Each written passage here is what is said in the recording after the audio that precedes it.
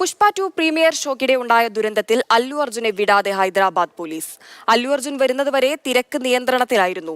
നടന്റെ സുരക്ഷാ ജീവനക്കാരാണ് പ്രശ്നമുണ്ടാക്കിയത് എന്നും പോലീസ് വ്യക്തമാക്കുന്നു. അപകടമുണ്ടായ സന്ധ്യ തിയേറ്ററിലെ CCTV ദൃശ്യങ്ങൾ പോലീസ് പുറത്തുവിട്ടു.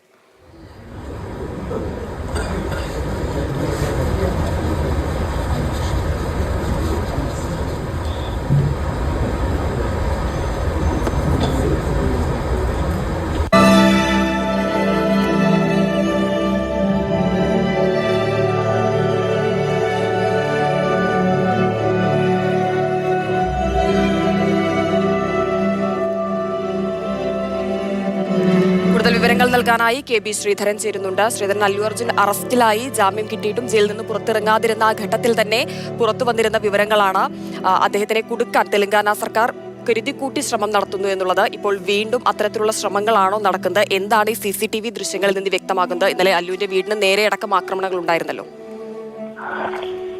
ഹിമ, ഈ അല്ലു അർജുൻ തന്നെ നേരിട്ട് ഒരു വാർത്താ സമ്മേളനം വിളിച്ചതിന് പിന്നാലെയാണ് പോലീസ് ഇത്തരത്തിലൊരു CCTV ദൃശ്യങ്ങൾ അല്ലെങ്കിൽ പോലീസ് ശേഖരിച്ച ദൃശ്യങ്ങളെല്ലാം കൂടി ഇന്നലെ വാർത്താ സമ്മേളനം വിളിച്ച് പുറത്തുവിട്ടത്. ഇതിൽ അല്ലു അർജുൻ സന്ധ്യ തിയേറ്ററിൽ വരുന്നതുവരെ അവിടെ തിരക്ക് നിയന്ത്രണ വിധേയമായിരുന്നു. അതായത് ACPയുടെ നേതൃത്വത്തിൽ പോലീസ് തിരക്ക് മാനേജ് ചെയ്തിരുന്നു. പക്ഷേ അല്ലു അർജുൻ റോഡ് ഷോ ആയിട്ടാണ് വന്നത്. ഇതാണ് തിക്കും തിരക്കും ഉണ്ടാവാൻ കാരണം എന്നുള്ളതാണ് പോലീസിന്റെ വിശദീകരണം.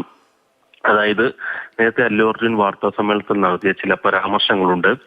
താൻ റോഡ് ഷോ നടത്തിയിട്ടില്ല എന്ന് അല്ലു അർജുൻ പറയുന്നു. പക്ഷേ റോഡ് ഷോയായി അല്ലെങ്കിൽ തുറന്ന വാഹനത്തിൽ അല്ലു അർജുൻ വരുന്ന ദൃശ്യങ്ങൾ പോലീസ് പുറത്തുവിടുന്നു. അതോടൊപ്പം തന്നെ ഈ വിവരം പിറ്റേ ദിവസം, അതായത് ഈ അപകടമുണ്ടായതിന് തൊട്ടടുത്ത ദിവസം മാത്രമാണ് അറിഞ്ഞത് എന്നാണ് അല്ലു അർജുന്റെ വാദം ഉണ്ടായിരുന്നത്. പക്ഷേ ഈ വിവരം ഈ സിനിമ നടക്കുന്നതിനിടെ തന്നെ ഇങ്ങനെ അപകടമുണ്ടായതായും ഈ യുവതി മരിച്ച വിവരവും ACP നേരിട്ട് അല്ലു അർജുനെ അറിയിച്ചിരുന്നു എന്നതാണ് പോലീസ് പറയുന്നത്.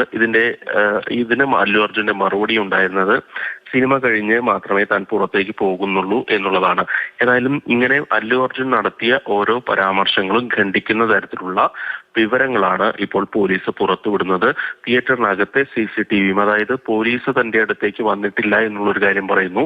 പക്ഷേ തിയേറ്ററിനുള്ളിൽ നിന്ന് അല്ലു അർജുനെ പുറത്തേക്ക് കൊണ്ടുപോകുന്നത് പോലീസാണ്. ഇങ്ങനെ ഓരോ വാദങ്ങളെയും ഖണ്ഡിക്കുന്ന തരത്തിലുള്ള തെളിവുകളാണ് പോലീസ് ഇപ്പോൾ പുറത്തുവിടുന്നത്. മുഖ്യമന്ത്രി രേവന്ത് റെഡ്ഡി തന്നെ അല്ലു അർജുനെതിരെ നേരത്തെ നിയമസഭയിനകത്ത് തന്നെ രംഗത്ത് വന്നിരുന്നു. ഇതിന് പിന്നാലെയാണ് അല്ലു അർജുൻ വാർത്താ സമ്മേളനം നടത്താൻ നിർബന്ധിതനായത്. തുടർന്നാണ് ഇപ്പോൾ അതിനെ ഖണ്ഡിക്കുന്ന തെളിവുകൾ ഹൈദരാബാദ് പോലീസ് കമ്മീഷണർ നേരിട്ട് തന്നെ പുറത്തുവിടുന്നത്. ഏതായാലും VIP സംസ്കാരം അവസാനിപ്പിക്കും എന്നുള്ള ഒരു കാര്യം തെലങ്കാന പോലീസും തെലങ്കാന മുഖ്യമന്ത്രിയും ഒക്കെ ആവർത്തിച്ച് വ്യക്തമാക്കുന്നുണ്ട്. അതിനിടയിലാണ് ഇപ്പോൾ അല്ലു അർജുനെ വിടാതെ ഈ ഓരോരോ തെളിവുകളായി അല്ലെങ്കിൽ ഓരോരോ ദൃശ്യങ്ങളായി തിയേറ്ററിനകത്തെ ദൃശ്യങ്ങൾ ഉൾപ്പെടെ ഇപ്പോൾ പുറത്തുവിട്ടത്. അതായത് ഇങ്ങനെ തിയേറ്ററിലേക്ക് വരുന്നത് സംബന്ധിച്ച് ഒരു അനുമതിയും നൽകിയിട്ടില്ല. അതായത് വരരുത് എന്നുള്ള ഒരു നിർദ്ദേശം അല്ലു അർജുന് നൽകിയിരുന്നു. പക്ഷെ അദ്ദേഹം അത് പാലിച്ചില്ല.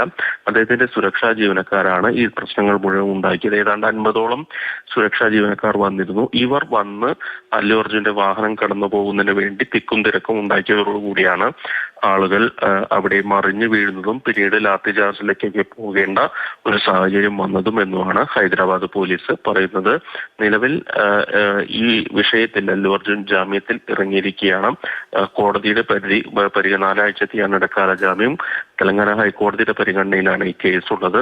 ഏതായാലും ഈ തെളിവുകൾ ഉൾപ്പെടെ കോടതിയിൽ പോലീസ് ഹാജരാക്കുമെന്നുള്ള കാര്യത്തിൽ ഉറപ്പാണ്. പോലീസ് ഏതായാലും ഇതിൽ വളരെ ശക്തമായിട്ടുള്ള നിലപാടുമായി മുന്നോട്ട് പോകുമെന്നുള്ള ഒരു പ്രഖ്യാപനം തന്നെയാണ് ഇപ്പോൾ നടത്തിയിരിക്കുന്നത്. ശരി ശ്രീധരൻ, അല്ലു അർജുൻ വരുന്നതുവരെ തിരക്ക് നിയന്ത്രണത്തിലായിരുന്നു സന്ധ്യ തിയേറ്ററിൽ എന്ന് തെളിയിക്കുന്ന ദൃശ്യങ്ങളാണ്, CCTV ദൃശ്യങ്ങളാണ് ഇപ്പോൾ പുറത്തു വന്നിരിക്കുന്നത്.